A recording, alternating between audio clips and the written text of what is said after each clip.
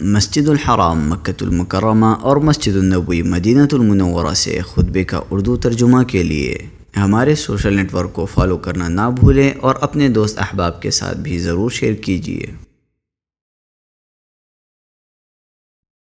خطبہ جمعہ مسجد الحرام، تاریخ 3 رجب 1446 ہجری بمطابق 3 جنوری 2025 عیسوی۔ موضوع فروعات کی حفاظت اور اصولوں کی بربادی۔ خطیب فضیلت الشیخ اسامہ خیاط حفظہ اللہ، ترجمہ محمد اقبال یاسین۔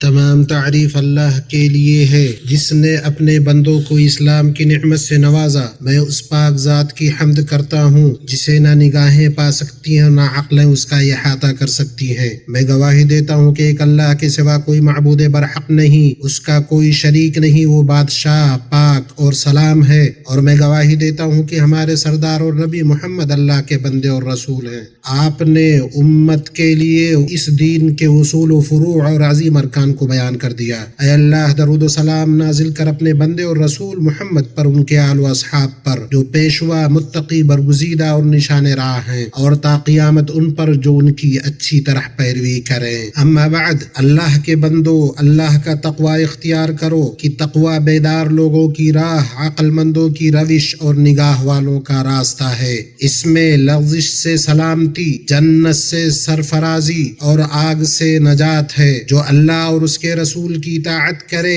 اور اللہ سے ڈرے اور اس کا تقوی اختیار کرے، وہی لوگ کامیاب ہونے والے ہیں۔ مسلمانوں، جب آفتیں گھر کر جائیں، امراض پھیل جائیں، بیماریاں زیادہ ہو جائیں، تو اس وقت اذہان بے چین ہو جاتے ہیں، عقلیں معوف ہو جاتی ہیں اور خرد حیرت زدہ ہو جاتی ہے، کیونکہ ان کی وجہ سے انسان سیدھے راستے سے دور ہو جاتا ہے، صراط مستقیم سے بھٹک جاتا ہے اور نظام زندگی میں بڑا بگاڑ پیدا ہو جاتا ہے۔ جہاں خرابی عام ہو جاتی ہے، کجروی پھیلتی ہے، معیارات بگڑنے لگتے ہیں، معاملات الٹ جاتے ہیں، چنانچہ مؤخر کو مقدم اور مقدم کو مؤخر کیا جاتا ہے، بڑے امور کو چھوٹا اور چھوٹے کو بڑا بنایا جاتا ہے، اور فروع کو محفوظ اور اصول کو ضائع کیا جاتا ہے۔ اللہ کے بندو، اس موجودہ دنیا میں تحفظ فروع اور ضیاع اصول کی ایسی شکلیں ہیں جنہیں تقریباً شمار نہیں کیا جا سکتا۔ اس لیے آپ کچھ لوگوں کو دنوں رات تقرب کے مختلف کاموں میں محنت کرتے ہوئے پائیں گے تاکہ وہ ان کے ذریعے اپنے مولا کی قربت حاصل کریں اور اس کے پاس بلند مراتب اور دائم نعمت سے سرفراز ہوں، لیکن وہ اس کے ساتھ ایسے عمل کو ملا دیتے ہیں جو ان کی کوشش اور تکان کو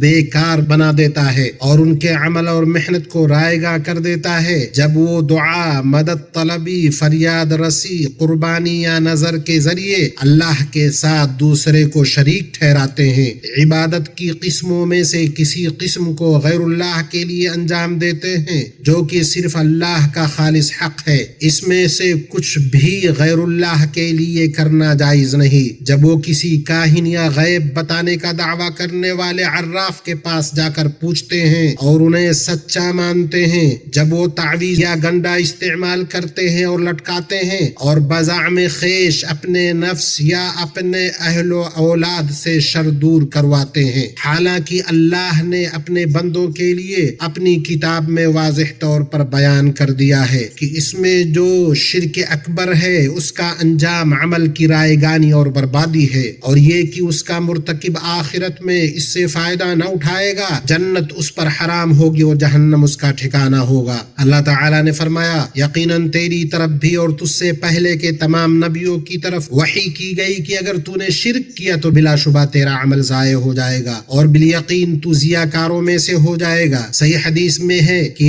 نبی اکرم صلی اللہ علیہ وسلم نے فرمایا، جو کسی عراف یا کاہن کے پاس آئے اور اس کی بات کو سچ مانے، اس نے اس چیز کا انکار کیا جو محمد صلی اللہ علیہ وسلم پر اتاری گئی۔ نیز امام احمد نے اپنی مسند اور حاکم نے اپنی مستدرک میں صحیح سند کے ساتھ عقبہ بن عامر رضی اللہ عنہ سے روایت کیا ہے کہ رسول اللہ صلی اللہ علیہ وسلم نے فرمایا جس نے تعویذ لٹکائی اس نے شرک کیا۔ فروعات کی حفاظت اور اصولوں کو ضائع کرنے کی شکلوں میں سے یہ ہے کہ تم بعض ایسے لوگوں کو دیکھتے ہو جو قرآن کریم کے حروف اور تجوید کو قائم کرتے ہیں، تلاوت میں آواز کو خوبصورت بناتے ہیں لیکن اس کے حدود کو ضائع کرتے ہیں۔ اللہ نے اس میں جو اتارا ہے اس پر عمل کرنے سے غفلت برتتے ہیں، اس کے مفہوم پر غور کرنے، اس کی نصیحتوں کو سے متاثر ہونے، اس کے قصوں سے عبرت پکڑنے سے آنکھیں بند کر لیتے ہیں۔ کچھ لوگ ایسے ہیں جو نجاستوں کے چھینٹوں سے بچتے ہیں کہ ان کے کپڑوں پر کچھ پڑ نہ جائے، لیکن وہ غیبت، چغل خوری اور جھوٹ سے نہیں بچتے، اور بعض ایسے ہیں جو بہت صدقہ خرچ کرتے ہیں لیکن وہ حرام مال سے نہیں بچتے۔ بعض ایسے ہیں جو راتوں میں تہجد پڑھتے ہیں جبکہ لوگ سوئے ہوئے ہوتے ہیں لیکن وہ فرض نمازوں کو ان کے اوقات سے مؤخر کرتے ہیں۔ بعض ایسے ہیں جو دن میں روزہ رکھتے ہیں لیکن وہ پڑوسیوں کو تکلیف دیتے ہیں، ان کے حقوق ہڑپ کر لیتے ہیں، ان کی عزتوں کے سلسلے میں زبان درازی کرتے ہیں، یہاں تک کہ اس کی ہمسائیگی ان لوگوں کے لیے بھاری غم، بڑا شر اور عظیم بلا بن جاتی ہے۔ اور بعض ایسے ہیں جو جان پہچان والوں، برادری والوں کے ساتھ مضبوط ترین رشتہ بنا کر رکھتے ہیں لیکن وہ اپنے والدین اور بھائیوں کے ساتھ برا سلوک کرتے ہیں، رشتے توڑتے ہیں اور اپنے رشتہ داروں اور گھر والوں سے دور بھاگتے ہیں۔ اور لوگوں میں سے ایسے بھی ہیں جو دور والے فقیر کو خوب نوازتے ہیں لیکن اپنے گھر والوں کو محتاج چھوڑ دیتے ہیں کہ وہ لوگوں کے آگے ہاتھ پھیلاتے پھرے۔ بعض ایسے بھی ہیں جو لباس، سواری، بستر کو گندگیوں اور غلاظتوں سے محفوظ رکھتے ہیں لیکن وہ اپنی آنکھ، کان کو حرام کی گندگیوں میں ملوث ہونے سے نہیں بچاتے۔ اور ایسے لوگ بھی ہیں جو چھوٹے چھوٹے معاملات میں اطاعت کرتے ہیں، بڑے بڑے معاملات میں نہیں، آسان معاملات میں فرما برداری کرتے ہیں، بھاری معاملات میں نہیں۔ علامہ حافظ ابن الجوزی رحمہ اللہ نے کہا لوگوں میں فروعات کی حفاظت اور اصولوں کو ضائع کرنے کی ایسی ایسی عجیب صورتیں ہم نے دیکھی ہیں جن کی فہرست طویل ہے۔ اللہ کے بندو، اس میں کوئی شک نہیں کہ اصولوں کے ضیاع اور فروعات کی حفاظت کے معاملے میں گمراہی کا باعث اور اس کجی کا سبب ہے قرآن و سنت کی روشنیوں اور ان کے اصولوں سے دور ہو کر رسم و رواج کے آگے سر تسلیم خم کرنا اور عرف کے غلبہ کے آگے سپر ڈالنا ہے۔ اسی طرح اس کے اسباب میں سے اللہ کی ہدایت کے بغیر خواہشات کی پیروی، اللہ کے دین سے جہالت کی کثرت، خیر خواہی کی کمی اور مددگاروں کی کمیابی ہے۔ سنو، ان تمام سے نکلنے کا راستہ علم و عمل کی دوا سے ہی ہے۔ جہاں تک کہ علم کی بات ہے تو وہ صاحب علم کو ان قواعد، اصولوں اور بنیادوں سے واقف کراتا ہے جن پر فروعات کی بنیاد ہے اور جن پر جزئیات قائم ہوتی ہیں۔ اسی طرح علم آدمی کے لیے منظم اور منضبط فکر فراہم کرتا ہے جس سے وہ چیزوں کو ان کے مقام پر رکھتا ہے اور اعمال کے مقام و مراتب کو جانتا ہے۔ جہاں تک عمل کی بات ہے تو وہ اس لیے کہ وہ درست اور اللہ کی مقرر کی ہوئی شریعت کے مطابق ہوتا ہے، رسول اللہ صلی اللہ علیہ وسلم کے منہج پر جاری، قبولیت سے شاد کام اور ہر امید و آرزو تک پہنچانے والا ہوتا ہے۔ خواہش نفس کی مخالفت اور شریعت کے ضوابط سے رسم و رواج کو منضبط کرنے کی کوشش کرنا بھی ایسی چیز ہے کہ امید کی جاتی ہے کہ اس سے اس گمراہی کی اصلاح کی جائے گی اور اس کی کجی کو سیدھا کیا جائے گا اور اس سے مسلمان اپنے درست دین کے راستے کی طرف لوٹیں گے۔ اللہ مجھے اور آپ کو اپنی کتاب کے طریقے اور اپنے نبی صلی اللہ علیہ وسلم کی سنت سے فائدہ پہنچائے۔ میں اللہ عظیم و جلیل سے اپنے لیے اور آپ کے لیے اور بقیہ تمام مسلمانوں کے لیے گناہ سے مغفرت طلب کرتا ہوں، بلا شبہ وہ بہت بخشنے والا مہربان ہے۔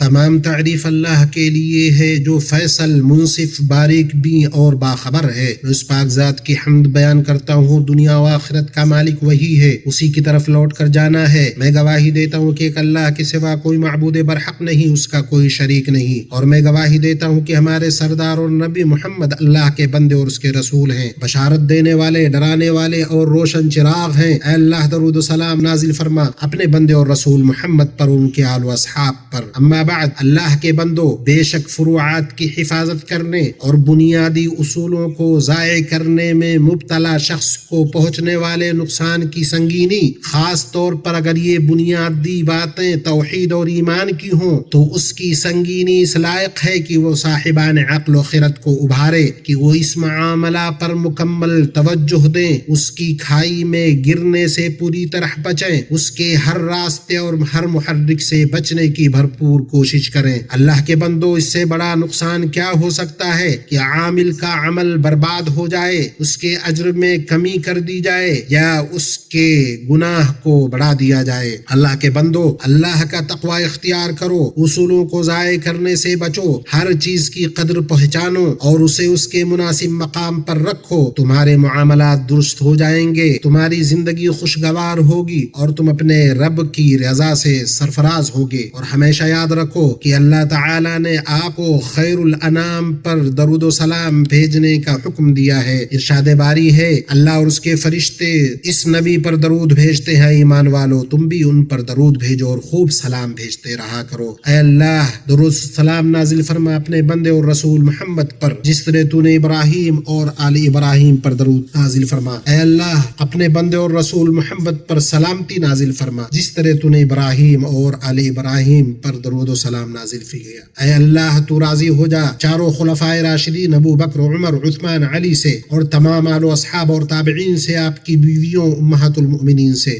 اور ان سے جو قیامت تک اچھی طرح ان کی پیروی کرے، اور ان لوگوں کے ساتھ ہم سے بھی راضی ہو جا۔ اے عفو کرم جود و احسان والے، اے اللہ، اسلام اور مسلمانوں کو غلبہ عطا کر، دین کے قلعہ کی حفاظت فرما، اپنے موحد بندوں کی مدد کر، مسلمانوں کے دلوں کو جوڑ دے، ان کی صفوں کو متحد کر دے، ان کے سربراہان کی اصلاح کر اور حق پر ان کو اکٹھا کر دے اے رب العالمین۔ اے اللہ، ہمیں اپنے وطنوں میں امن عطا فرما، ہمارے سربراہان اور حکمران کی اصلاح فرما، ہمارے امام اور ولی امر خادم حرمین شریفین کی حق سے تائید فرما، ان کے لیے نیک مشیر کار فرما اور انہیں تو اس کام کی توفیق دے جو تجھے پسند ہو، جس سے تو راضی ہو۔ اے دعا کے سننے والے، اے اللہ، انہیں اور ان کے ولی عہد کو اس کام کی توفیق دے جس میں اسلام اور مسلمانوں کی بھلائی ہو۔ اے اللہ، اس ملک کی اور مسلمانوں کے باقی ملکوں کی حفاظت کر، انہیں ہر خیر کا حامل بنا اور ہر شر سے محفوظ رکھ۔ اے اللہ، مسجد اقصی